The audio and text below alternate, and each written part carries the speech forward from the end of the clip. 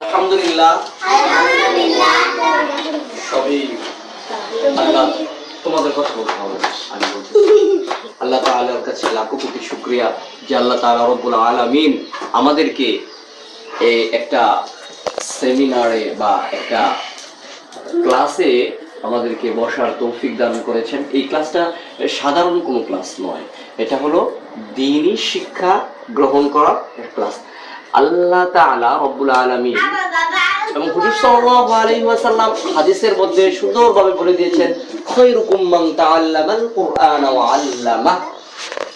দুনিয়াতে সবথেকে উত্তম ব্যক্তি কারা জানো? যারা দ্বীনি ইলম শিক্ষা গ্রহণ করে, যারা কোরআন শিখে এবং যে কি করে শিক্ষা দেয়। আমি এখানে শিক্ষা দিচ্ছি আর তোমরা এখানে শিক্ষা গ্রহণ করতেছো, তোমরা শিখতেছো, তাই না? তাহলে আমি এবং তোমরা সবাই আমরা উত্তম ব্যক্তি। উত্তম ব্যক্তি না? আল্লাহ তাআলার কাছে প্রিয় ব্যক্তি না? আল্লাহ তাআলার কাছে আমরা প্রিয় ব্যক্তি, ঠিক আছে? তো এই জন্য আমরা যেহেতু এখানে আসছি এই ইলমে দ্বীন শিক্ষা করার জন্য, এটা হলো শুরু, এটা কি শুরুর পার্ট, ঠিক আছে? এখান থেকে শুরু করে আমরা আস্তে আস্তে যখন প্রথমে হরফগুলো শিখবো, তারপরে আমরা কিছু মাখরাজ শিখবো যে কিভাবে হরফগুলো উচ্চারণ করতে হয়, তাই না?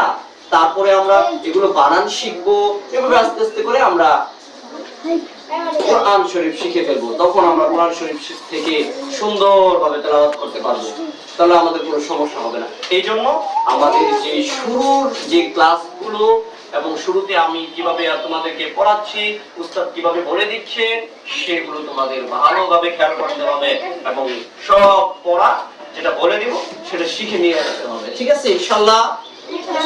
ইনশাআল্লাহ। আখির দাওয়ানা।